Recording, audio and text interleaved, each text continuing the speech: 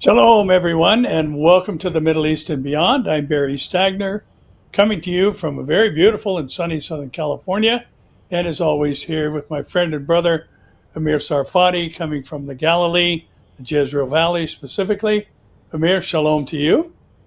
Shalom, Pastor Barry. It's good to see you again. And it's a beautiful evening. We had a wonderful sunny day as well here. And can't wait to delve into our program today. Well, we've got a lot, morning voice over here. Got a lot to talk about today, a couple of stories related to the subject that we covered just this past Monday on the roundtable with our dear friend Jan Markell. And we talked about AI and its role in the last days, especially as it relates to the tribulation period. But the IDF is now involving this in their strategies for the future and even revolutionizing future combat. So, Mir, maybe you can tell us what that's all about regarding AI and its employment by the IDF. Yeah, so basically, during our program this past Monday, we talked about the fact that AI can be used for good things and important things. And after all, it's a technological revolution such as the .com in the 80s and the social media in the 2000s. We're going through this one now. But of course, like everything else, technology can be used for evil purposes. And the enemy is using it and will be using it in a greater scope, especially during the tribulation. We also alluded to the fact that the events of Revelation 13 could be actually possible, very much so, with technology that AI is propelling. But the IDF just unveiled, I would say early this morning, a 5-year plan to basically use AI technology with robots, space things, and other defensive manners and measures. And AI, it was all about Israel is now creating an AI, what we call AI core. And the robotic part of it is going to be very, very important. It'll help us in many different parts of warfare. Now, the robots will help us in the battleground, but AI technologies will help us also in electronic warfare, in space, and other things. In Gaza, we already, as you can see on the screen, we already use robots. We already use unmanned vehicles with AI intelligence or AI, assisted machine guns and other things. We use under the ground also. We use robots in the shape of dogs, believe it or not, that were not only hunting the terrorists but also making sure that we can see what this tunnel has before the actual soldiers arrive. We also use it from the air. We also use it online. So this is a new thing. It's a growing thing, and the IDF is moving full force forward. Not only that we're doing that, but we're also exporting these military technologies to other countries as well. And the Ministry of Defense is showing our capabilities in some security and defense security exhibits around the world. And a lot of countries are actually very interested in it. But again, as we said, AI can also be used for evil things. And one of the things that AI is now replacing is search engines. People no longer go to just Google to search for things. They just go directly to AI because it is way faster and way more comprehensive. The problem is, as much as it's intelligence, it's a bit dumb because it only bases its information on information that people write on different, social media and websites. And so what happened is, if you have enough people that spreads a lie, AI will believe it's the truth, And then if an innocent person wants to check if something is true or false, AI will give him the wrong information based on the tremendous number of people that spread the lie and made it look like it's the right answer. And our next topic, before we move to it, is influenced by this very phenomena of AI giving people wrong information. And that is, of course, you can actually change history. You can actually change events, the outcome of events, or the reason and of those events. And I'll take you all the way back to the year 628 AD, when Muhammad, with his small group of followers, were in the city of Medina, and the Quraysh tribe, pagan Quraysh tribe in Mecca, was very strong, and Muhammad wanted to have a peace deal. And they went to a city nearby Mecca called Hudaybiyah. They signed a treaty in 628, that a treaty for 10 years, that they will not attack one another. And that treaty weakened the mutual defense agreement between the Quraysh tribe in Mecca and the Jewish tribe in the city of Haybar. And when that happened, Muhammad went first to Haybar, killed all the Jews, and a year later attacked the Quraysh tribe and killed them. In other words, the idea was to sign a treaty until your enemy is weak. And once your enemy is weak, you don't wait until the treaty is expired. You go immediately and attack. And that is, of course, why I mentioned that, because now, on our next topic, the Shiites admit, one of the most popular Lebanese Shiite Telegram channel owner, basically wrote that that the Ayatollahs better reach a deal just like Muhammad did with the Jews or with the Quraysh tribe. What is he saying? He's saying, let the Ayatollahs sign a treaty with the U.S. It will get the U.S. off their back, and when the time comes, they can attack.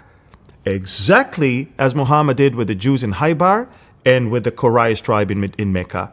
And so, why am I saying that? Because now all the Muslims already changed the Wikipedia and websites and everything. If you go now to the Hudaybiyah Treaty, you will find out that it's not Muhammad who violated the treaty, but it's the Quraysh tribe. So now they changed history. If you did it 3 years ago, websites and Wikipedia will tell you that Muhammad did. But now they're changing history, and AI is assisting them. And so you can imagine, Pastor Barry, I'm telling people something, they go and try to fact check it, and they come back to me and say, you're wrong. Why am I wrong? Because somebody worked very hard to change everything. AI believe it, and now they present it as the right answer. So it's very interesting to see that, but I am telling the President of the United States, do not for a second believe a word that the Ayatollahs are saying. They do not need nuclear energy. They do not need that. And if you need nuclear energy, you buy, if it's just 5% enriched, 3 to 5%, you can buy it. You don't need to enrich it yourself. And if it's only up to 5%, why do you enrich it to 20, 40, 60? If obviously, why do you need long-range missiles when, if you want to defend yourself from ground invasion, you need missiles that will hit 50, 100, 200, 300 kilometers. That's it. Why do you need 1,000, 2,000, 3,000 kilometers? Because it's Israel and Europe and America shortly that you want to hit. So my point is, they may say we don't want nuclear weapon, but their actions are louder than their words. And everything they did in the last few years proves that they actually not just want nuclear weapon, but actively working on it day and night. So I'm just saying, they might sit tomorrow in Geneva and tell President Trump, we don't want a nuclear weapon. But as soon as they say, but we do want to enrich uranium, we do want to keep our uranium that we have, and we do want long-range ballistic missiles, that says it all. So it's going to be a very interesting weekend ahead of us. In fact, the most interesting weekend we've had in many years. Yeah, Amir, very possible that this could be kind of a turning point weekend, if you will. You know, the time frame that Trump has laid out is coming to an end. And again, just the continual rhetoric, if you will, that comes out of Iran. And, you know, it's interesting, Amir, in light of what you were saying a moment ago, you know, I was searching for, you know, taqiyya and how that applies in Islam. And basically, Islam states that, you know, they're lying. It's not something that they encourage. They should be truthful people. And, you know, taqiyya is basically permission to lie if you're in defense of Islam or expanding Islam. And now the search engines are telling you that taqiyya is simply the ability to deny that you are a Muslim if it's going to spare your life. And what you're sharing with us about the treaty betrayal is says exactly the opposite. So, you know, the evidence is already out there that this data collection device called ChatGPT or any other is just that. It's collecting information from what humans have shared. Exactly. And Amir, I'm sure that all were interested in what Trump had to say regarding the Middle East during the State of the Union address last night. And I have to say, as an American, much of it was very embarrassing, the behavior of the Democrats, and, you know, that the fact that Rashida Tlaib would wear profanity on a button that was visible on camera, talking about ICE and using an expletive that I will not share, but how shameful was her behavior, as well as Ilhan Omar, especially when the subject came up about Somalia and the billions of US dollars that have been wasted. And, you know, just a sad, sad day for America, even though I thought the speech was great. One thing that I took out of that whole event, that record-breaking length of a State of the Union address, an hour and 47 minutes, was how many times the president honored Americans, American soldiers, you know, from the 100-year-old guy who was in major dogfights in Korea to the helicopter pilot that was instrumental in removing Maduro, and just ordinary people that have experienced the consequences of open borders and all that. I thought it was a wonderful time of representing America and giving thanks to those who have secured and maintained our security. But he said something that I thought was interesting, and I think you pointed it out on Telegram, that he said all he wants from Iran is their word that they have no nuclear aspirations. Well, they've already given that multiple times, as you pointed out a moment ago. But the reality is they absolutely have nuclear aspirations, and in their crosshairs is the great Satan and the little Satan, that being the U.S. and Israel. Now, what did he have to say about Gaza? That was kind of an interesting little section there where the president was talking about the things that have transpired. Yeah. So before I say that, I will just say it was very shameful. As an Israeli, I was ashamed to see that none of the Democrats stood up also to honor the veterans or the mother of the Ukrainian woman that was slaughtered in the subway in America. And so I was shocked to see that. I mean, it's one thing if you don't want to acknowledge your president, but it's another thing when you don't even acknowledge your war heroes. And if you don't even acknowledge the fact that parents should not have their kids taken from them for, you know, some surgeries that remove their, you know, organs and stuff like that. But the thing is this, okay, so President Trump, when it comes to the Middle East, he referred to two subjects, to Gaza and to Iran. In Gaza, to your question, he actually said, look, we brought all the hostages back, dead and alive. And he said, look, the war is no longer strong. It's on a much, much lower scale right now.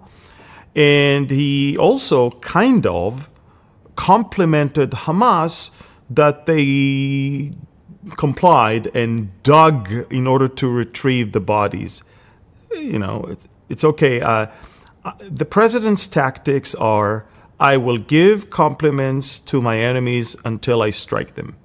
And so I think that Hamas knows their days are numbered as well, and the president is just going towards that direction. But it's very interesting.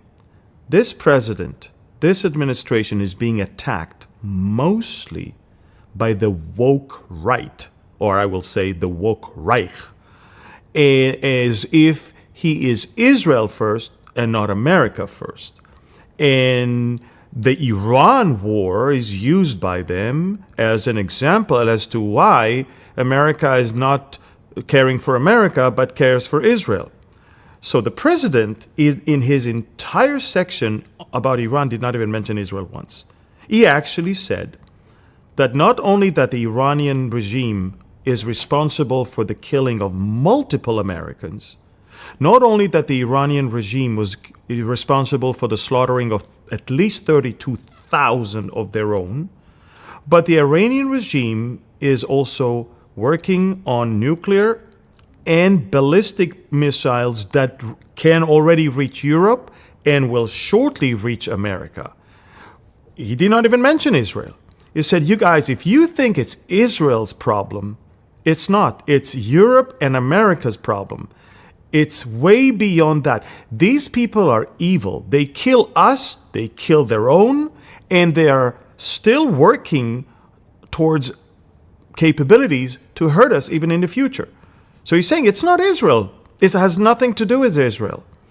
It has to do with an evil regime that has been killing us and its own, and it is actively working to have the capabilities to not just go after small Satan, but after big Satan, which is the United States of America.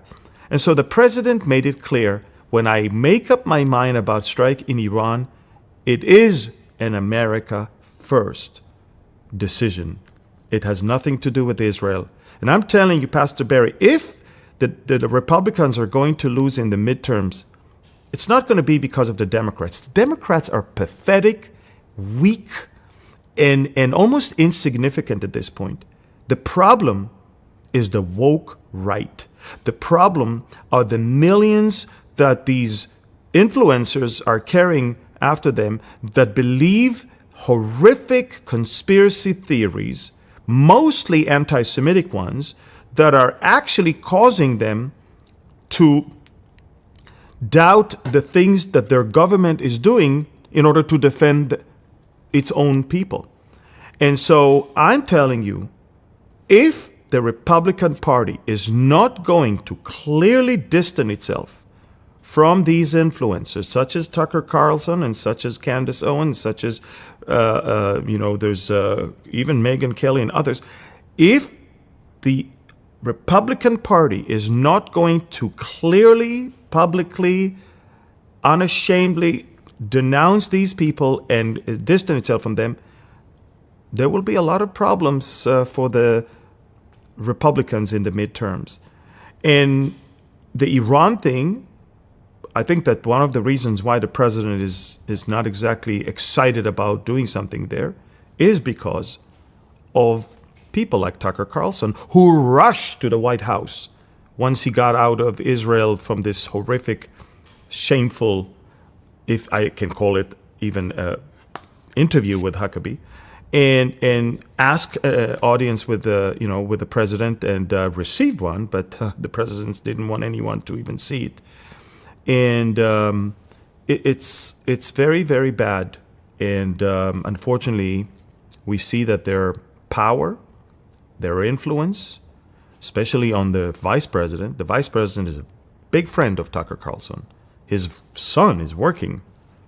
Tucker's son is working for Vance. It's a sad thing to see that. But the State of the Union made it very clear. President Trump is not just talking about nuclear. He's talking about the missile program as well. And I know that the Iranians don't even want to talk about it. Because for the Iranians, they might never use the nuclear, but they will surely use the ballistic missile because they already have been using them against us multiple times. The first time they sent missiles towards Israel, it was the largest ballistic missile attack in the history of warfare that they launched towards Israel. And so they did a couple times more after that. So if America wants to go after the Iranian regime right now, they will have to, first thing, obliterate all the missile cities under the ground with your B-52s and B-2s and all of their launchers on the ground, and at least take from them that capability. Because just 10 minutes ago, the Iranian Foreign Minister, Arakji, on his way to Geneva said that should America attack Iran, the Iranians are looking at every single American base in the Middle East as a legitimate target. And they're not going to send nuclear weapon, they're going to send ballistic missiles. That's why the ballistic missiles are as bad, if not even worse, and you have to address that problem right now. You have all the power in the world right now around Iran. We've never seen a buildup of power like that in our life. I mean, as far as Israel is concerned, we never hosted the F-22 Raptors on our soil, ever. And we already have 12 that arrived, and 6 that will arrive tonight, and 6 that will arrive tomorrow. U.S. tankers are parked in Ben Gurion Airport and in other places. Unbelievable. Not to mention your hundreds of stealth fighter jets in Jordan, in Qatar, in Saudi, and other places. So it's going to be an interesting thing. And I think I'm not a prophet. I don't want to talk. I hope I'm wrong, but a lot of people are eyeing this coming weekend as the one that it might happen. Amir, you mentioned the woke right, and I think another moniker for them would be the wrong right. And sadly, those on both sides of the aisle are completely ignorant of the Shia eschatological picture, and they feel, and I think we saw with Mahmoud Ahmadinejad, he kind of saw himself as almost a John the Baptist type character. Correct. Who is making a way for the 12th Imam, or the Mahdi, to finally appear. And the Mahdi has the responsibility to bring an end to the apocalypse that Shia Islam has basically introduced. And he can't come until that apocalypse happens. So, it's way bigger than just our protecting our only real true friend in the Middle East, and that being Israel. Mm-hmm. It's about watching over the world and preventing, this caliphate that they want to establish. And that's part of the anxiety, I think, between the two factions of Islam, is that they're both vying for that caliphate where their guy will be the person put in charge, who will oversee, the whole of the world, the global caliphate that they're seeking to establish. And, these types of things, I think, are important for all of us to keep in mind. And that's why we ask you to subscribe, share, comment, and like this video, as Amir mentioned, each time we do a program together, that we need to make sure we have influence over the algorithm, because when there are lots of comments, when there are lots of likes, shares, and subscriptions, this is going to push it up and expose this particular video and others like it to an audience that wouldn't necessarily join us simply by nature. So, we kind of have to fight the fight that is in front of us. And the technology that we have available to us is what's being used by the adversary, and we have to turn it and use it for good. And that is to get the word out about what the real story is behind many of the things that we see going on in the world. And Amir, you've got a special guest there Yes, in the country for today and tomorrow. Maybe you can tell us about that. Yeah, the Indian Prime Minister Narendra Modi just landed a couple hours ago in Tel Aviv, and he's now actually in a special celebratory session of the Israeli Knesset, the parliament. He just gave a speech there. Netanyahu gave a speech there, but you have to understand, this is a huge deal in 2026, a huge deal. It's as big as a visit of the US president in America. First of all, let's start with the fact that India is the most populous country on planet Earth. It surpassed China in 2023, and now 1.44 billion people live there. That's a country you want on your side. It's the fourth largest economy in the world.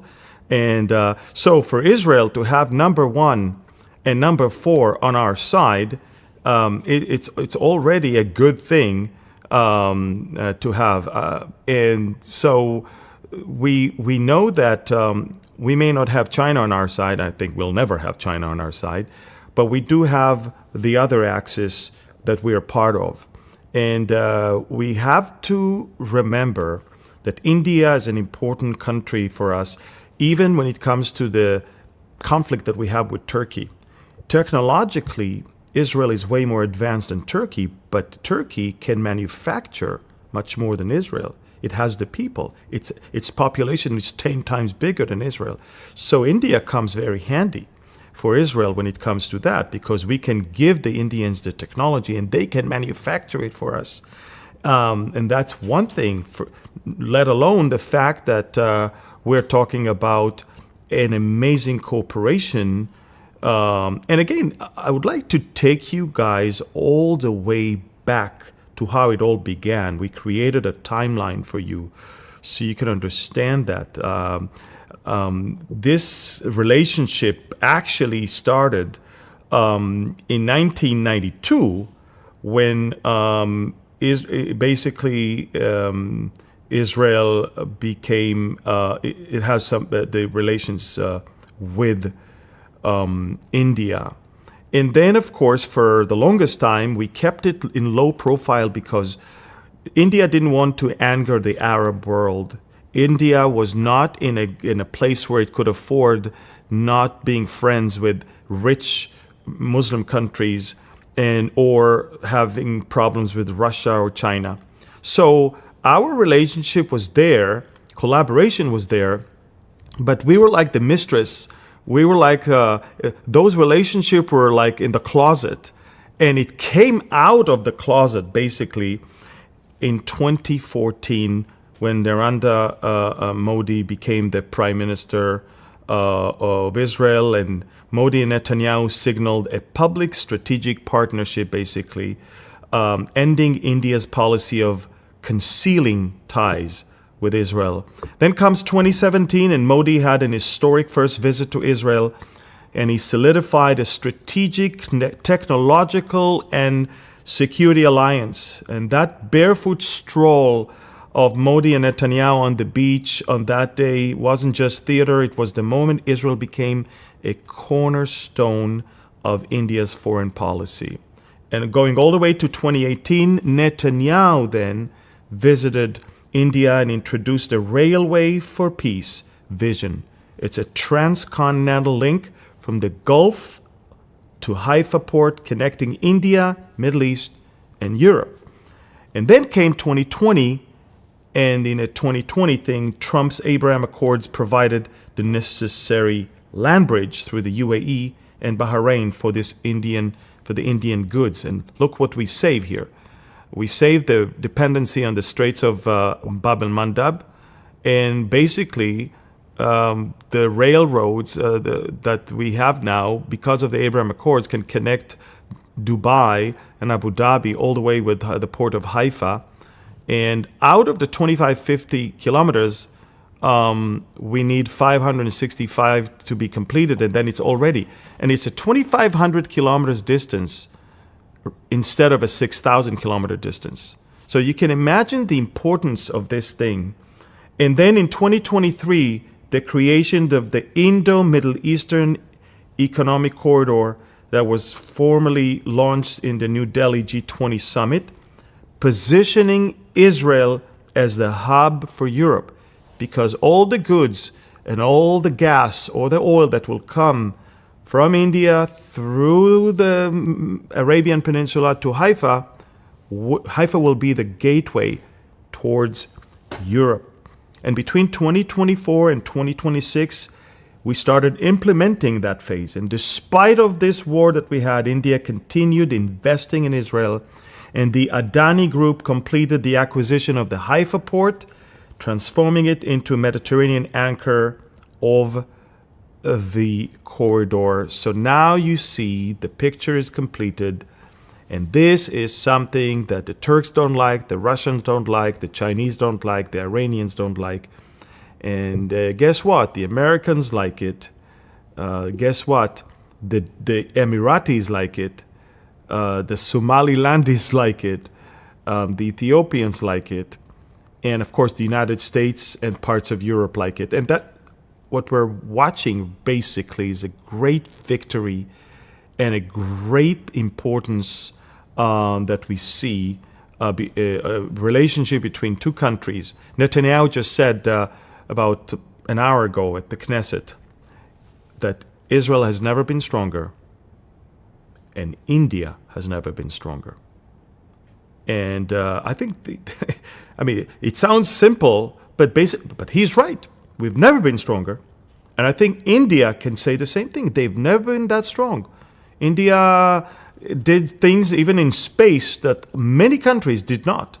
So definitely we see the rise of India in so many different arenas. Now, I will say that quite a few Christian believers wrote me and said, Amir, don't worship Modi. He's against Christians. Guys, I don't worship Modi, but I prefer to have the prime minister of the most populous country in the world on my side than on the side of my enemies. And India, for so many years, was on the side of the enemy. Thankfully, they're on our side, and that is the only thing I'm thankful for. I don't get into his faith. I don't get into his domestic policies because I don't know them. But I do know one thing. He is a strong ally of Israel, and he's one of the strongest leaders in the world, if you really think about it. Everybody needs India right now. And so, thankfully, we have all of this, and we're bypassing Russia and China, and this route is going to transform Israel from just a diplomatic island into a vital global transit hub. And remember, biblically, we always want to tie things biblically. And biblically, Israel has to thrive. Biblically, Israel has to be strong. Biblically, Israel has to cause Russia and China and Iran and Turkey to envy. And that's exactly what the attack of Ezekiel 38 is all about. And so I believe that Russia and Iran and Turkey are watching this visit right now, and they're very envious right now. And the outcome of this visit will make them even more envious. And probably the only reason why they're not coming against us right now, because they're weak. The minute America will step down, and the minute Israel will be vulnerable and exposed, and the minute they will feel that they're strong enough, they'll immediately come against us. And the first reason is economic, financial. Right. And so you and I are watching right now an amazing fulfillment of Bible prophecy. And the fact that we talked earlier, a few minutes ago, about Iran waiting for the right moment to strike back, it's very biblical.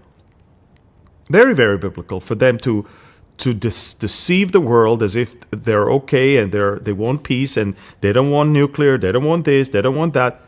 And then the moment they feel that they're ready, they'll join a bigger coalition and come against us. So wow, we do live in phenomenal fulfillment of prophecy nowadays. Yeah, we really do, Amir. And I think what you just shared is so critically important to understand, where we are in the chronology of events as they relate to the last days, the potential breakout of the Ezekiel war. And I've said in time past, we've talked about this, Russia to me was always kind of the odd man out. You got four nations that are named that are ideological in nature. They all share the same basic religious belief system, and they fall on the extremist side of that. But Russia, even though it's home to some Muslims, it's not by any stretch of the imagination a predominantly Muslim country. But now we've seen in recent days the real shift into what is actually the motivation of the Ezekiel war, as you said, and that being economic in nature.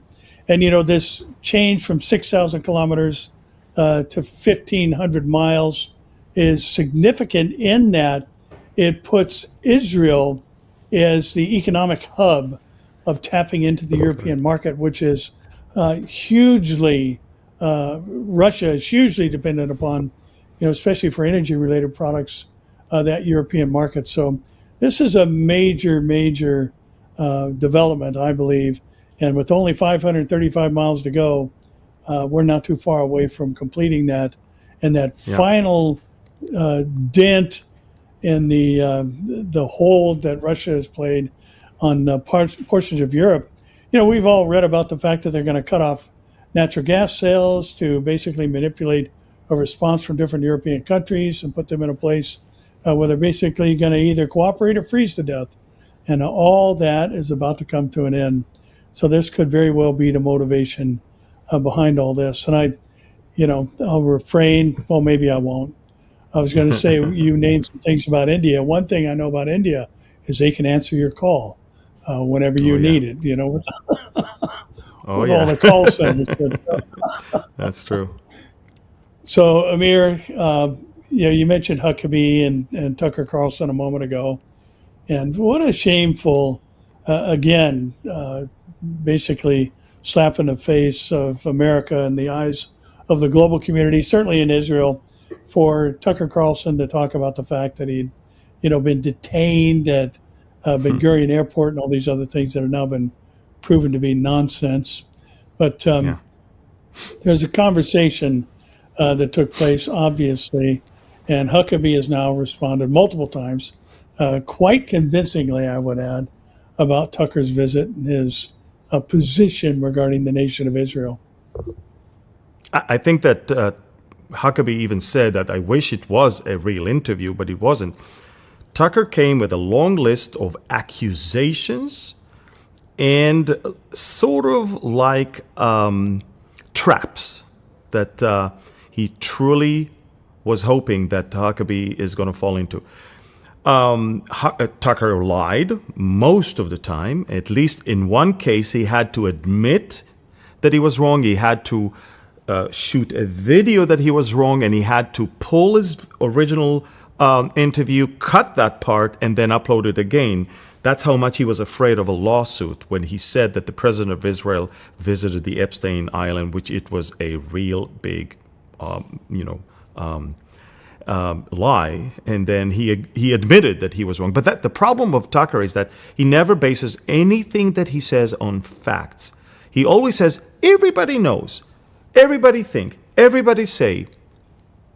Who's everybody? It's your lunatics that follows you that say that, and it's nonsense. Remember how he shamed Senator Ted Cruz, that the senator did not know how many people live in Iran. And then comes Tucker and praises Qatar for the Christian population that lives there. And then Huckabee asked him, do you know how many Christians live in Qatar? And Tucker did not know. Because the facts don't matter here. It's the narrative. And he would not even say that the Christians in Qatar has no rights. These are slaves. They have no rights to share the gospel. They have no rights to live anywhere. They have no rights to have their churches outside of a ghetto where all of them have. But he would not talk about that because it's against the narrative.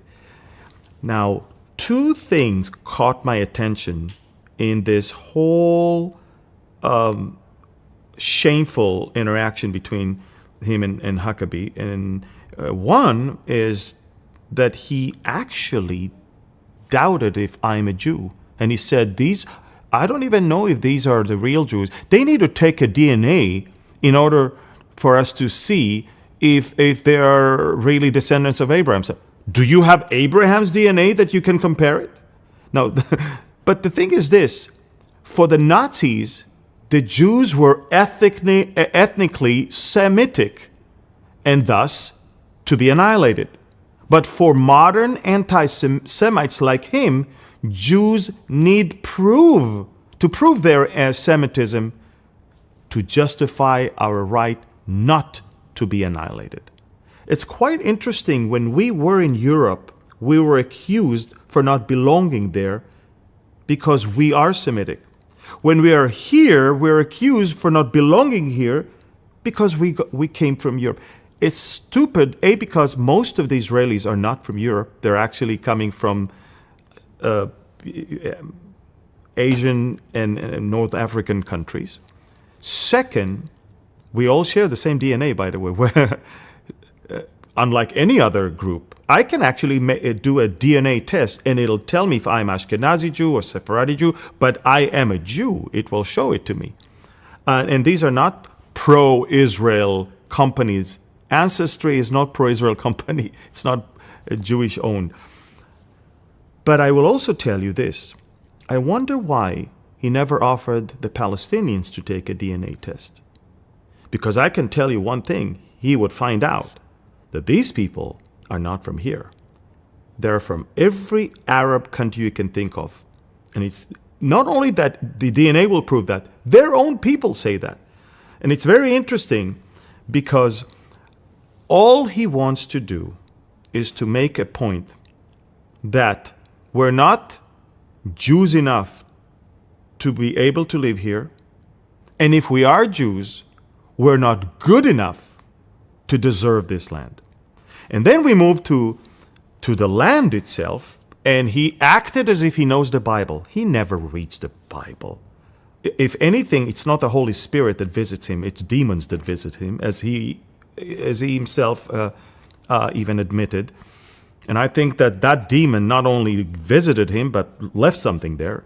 But I can tell you that he pretended to be a Bible believer, Bible reader. So he read in Genesis that the borders of the land that God promised to Israel are from the Euphrates to the Nile. Thus, if the argument that this is our land is biblical, we're basically saying that we deserve the entire Middle East. So Huckabee said, well, they can take it if they... Huckabee said, look, biblically, if that's the promise, that's the promise. But Israel today, as it is a democratic country that is not seeking anybody's territory. In fact, let me remind everybody, we had Sinai and we gave it back to the Egyptians. We had Gaza and we gave it to the Palestinians. And look what happened. We withdrew out of some places even in Judea and Samaria. But I can also tell you those days are over. Those days are over. Now, we do not want Beirut, we do not want Damascus, we do not want Riyadh, we do not want Cairo. But if they will attack us, we will definitely not hesitate to take parts of their land because they need to know that they need to pay a price for coming against us. If our neighbors will leave us alone, we will live in peace with them. And that's, by the way, what we tell the Palestinians also. If you just sit where you are and live in peace with us, it's all we want. But if all you do is plotting day and night against us because you don't want to live next to us, but instead of us, it's not going to work. So, yeah. Go ahead.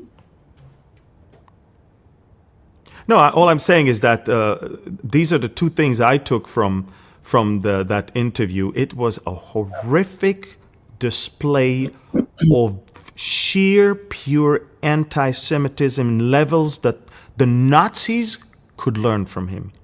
This man is demon-possessed neo-Nazi that has millions of followers, and I think he will have a special place in where people go when they are like that. The hot place, yeah. Mm-hmm. Yeah, I mean, it's interesting that you bring that up because really, watching the things that are happening with him, things coming out of his mouth, what's happening with Candace Owens and Ben Shapiro just came out and said this woman has lost her mind, and now she's got a Correct. entire series she's doing attacking, Turning Point USA and Erica Kirk and all these other things going on. But Amir, I think all of this is kind of the proverbial greasing the skids for what's going to happen during the tribulation period, because Paul talked about it in 2 Thessalonians, that there will be those who believe the lie. Correct. Now, again, I think it's important for us to recognize that because the duration of the tribulation period is so short, believing lies has to already be a practice prior to the coming of the man of sin, who rises up and deceives the whole world, and the whole world goes after him, at least those who are not among the saints of the tribulation period. But just this spreading of lies and misinformation has become so normal. It's just something that happens basically every day. And we're watching this happen here. Another story about AI as we approach the midterm elections. And, sadly, Amir, the vast majority of the time, the party that is the opposite of the sitting president usually takes back Congress at the midterms. And I hope that's not true. It's not true every time, but it is true the majority of the time. But the Democrats are weaponizing AI anxiety, talking about the fact that there's going to be thousands and thousands of jobs that are lost because of AI. And, it's interesting, Amir, because we've heard this same type of thing before, just simply regarding technology as a whole. Correct. Just the development of robots and things of that nature. And that, these hundreds of thousands and millions of jobs are going to be lost all over the world because of robotic technology. But it's also interesting that nobody seems to remind anyone that the jobs are going to be created by building the robots, or basically, the construct of this new AI system that they're trying to use to scare people is becoming, something that, again, has kind of replaced that last effort of people on the left to scare people into voting for them, as though the Democrats are going to shut down AI, which is just, again, such a bizarre strategy. But yet people are going to fall for it, as many, especially here in places like California. They've been warned that there's 100 million jobs that are going to be lost via men like Bernie Sanders. And the automation that comes from them is going to basically put everybody in the poorhouse. And, their hope is that, that they'll vote for them back into office. But the interesting thing is that most of the AI titans, so to speak, are actually left and in their political party and alignments. And yet here we see this being used to scare people into voting for them at the midterms. And again, now you've got people accustomed to believing lies. And now we've got another one that could have a very real impact on the midterm elections and change the structure of the three houses of American government. They're always scaring people. Remember how Al Gore promised that within a few years, Earth will disappear because of global warming. And Right. here we are 20 years later, and things are not exactly as he said. But at the time, he scared people. And that was a tactic for them to scare people in order for them to vote for the people who really care and that are going to do the change, to make the change for the better of humanity. And they're so evil because I don't believe they really truly believe what they say. I'm talking about the leaders. I think they know exactly that they're selling lies, and that's 10 times more serious. Because as we said on Monday, there are ignorant people and they are deceivers. Ignorant don't know the truth and they buy the lie because somebody sold it to them. Deceivers know the truth and they sell the lie.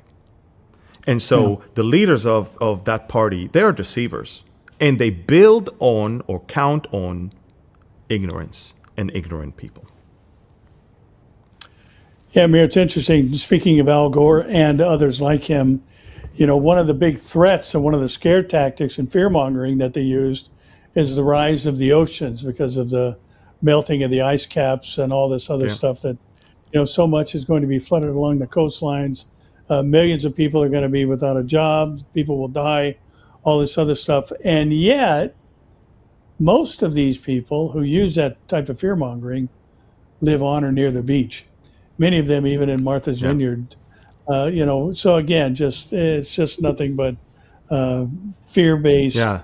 manipulation. They care about the emission of CO2, but they all own jets as well. So Yeah, exactly. Over Yeah. 500 were at the Super Bowl of these people that are, exactly. banging on the And they want open borders, but they'll have the highest walls around their house. highest fences. That's right. It's the same Yeah. thing. It's the same thing. Yeah, sure is. I said something as we were watching the State of the Union address last night as the cabinet members were coming in. Rubio's face popped up on the screen, and I said to my wife, I said, "There's the next president."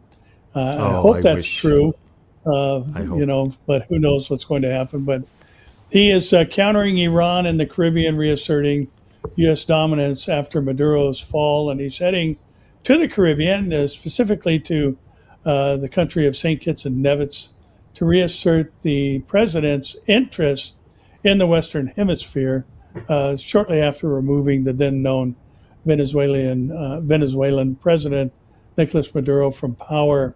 And much of the world is keeping their eyes on what's happening in the Middle East. And, I think the USS Ford is in closer proximity to the nation of Israel than it has been in the coming weeks, making the final leg of its journey. And as you mentioned, F-22s on the ground. The F-22 doesn't go anywhere where it could be exposed and its technology revealed. So, I think the threat of this is the potential of this being the weekend that you mentioned earlier is quite possible. But Rubio, the speech he gave a couple of weeks back was just simply tremendous, very presidential. And, watching him now head down to say, hey, keep your eyes on what's going on in the Middle East because the president intends to have influence over the whole of the Western Hemisphere. Yeah. Yeah, and I want to ask people, regardless of what's going on here, I'm planning on getting on a plane. I mean, not regardless. I mean, if there is a plane, I'll get on it, and I'll hit America next week, right on time for our proximity conference. I would like to invite you all to sign up for our proximity conference. It's next Saturday, not this coming Saturday, but the one after. It's March 7th. Yeah, March 7th, exactly, March 7th. It's organized by Barry's Church, Calvary Central OC, but it is actually happening at Calvary Chapel of East Anaheim. So please scan this QR code. This proximity conference is dedicated to the Israel decree.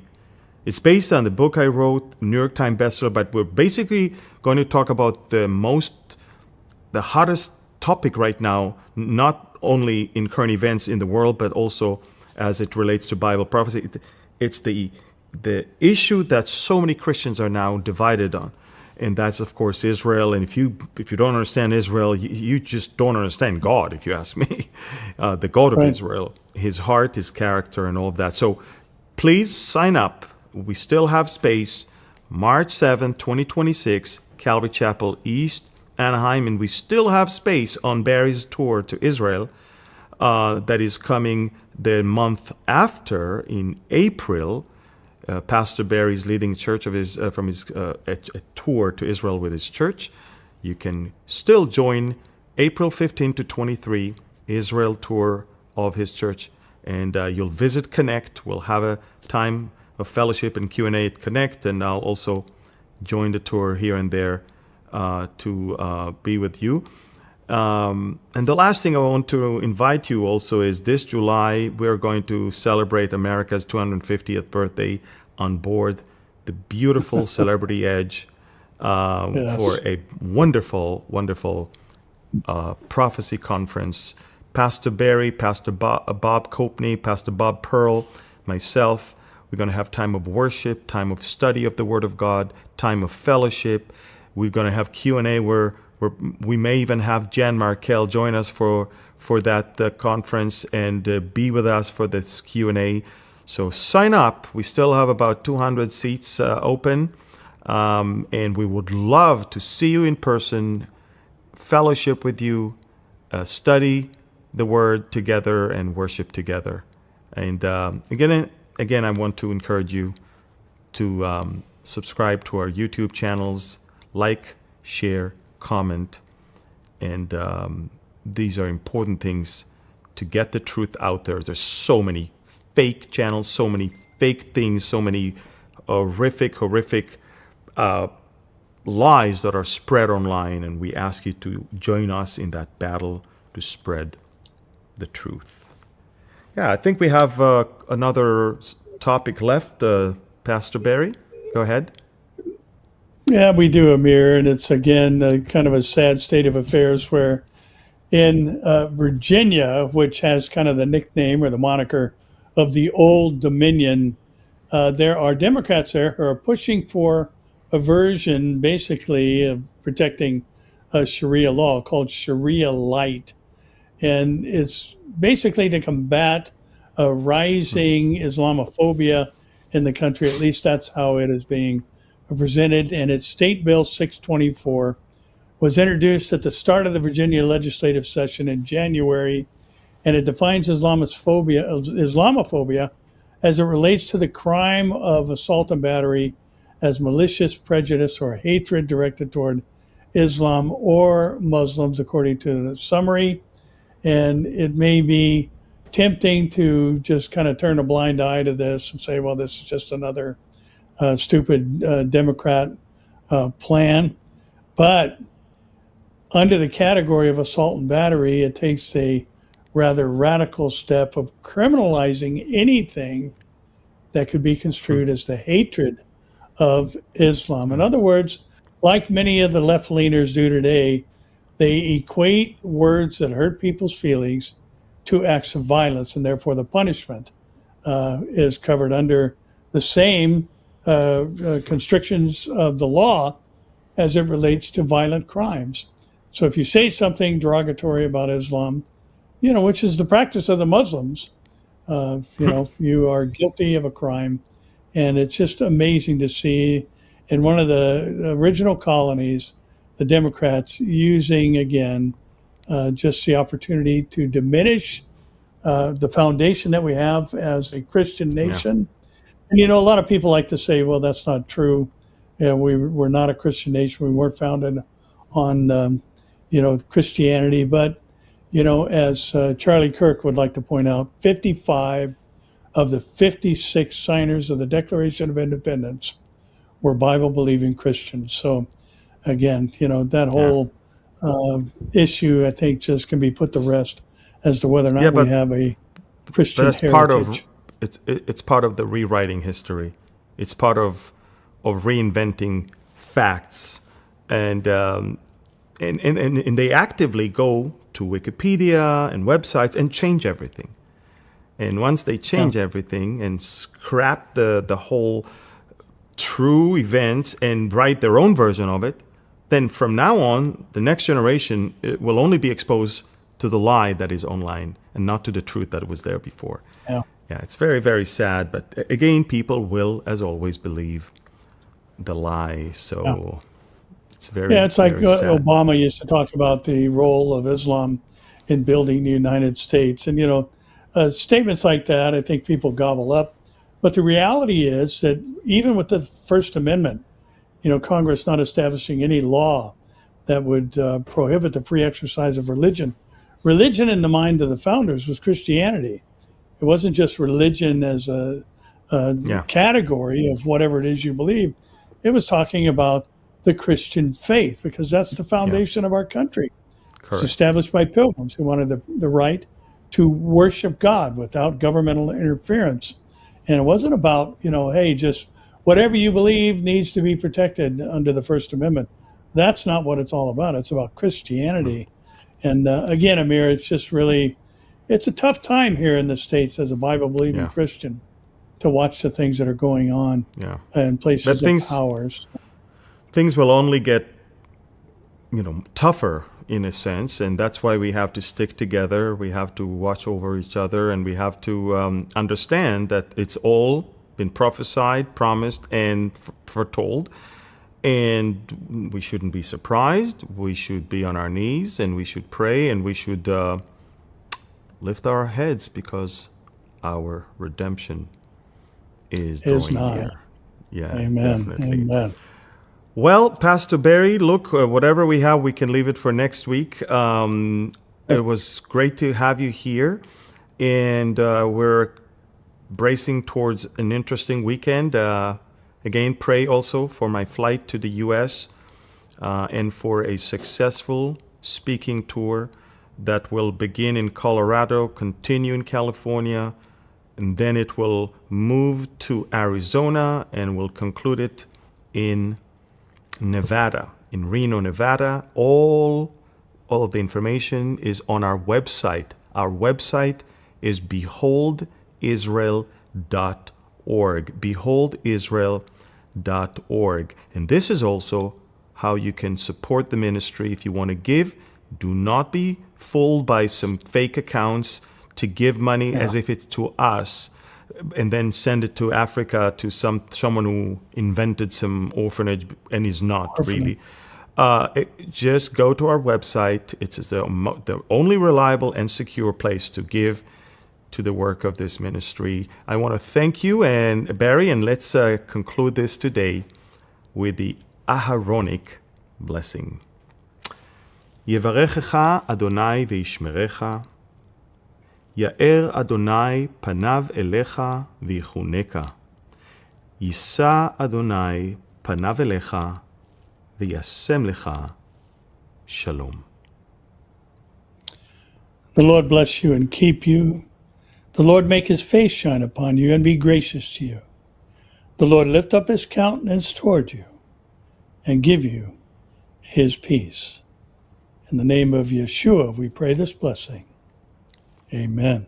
Amen and amen. Thank you, Pastor Barry. Thank you, everyone, for watching. Share this with as many as you can. God bless you, and shalom from Galilee and from California. Shalom. Shalom.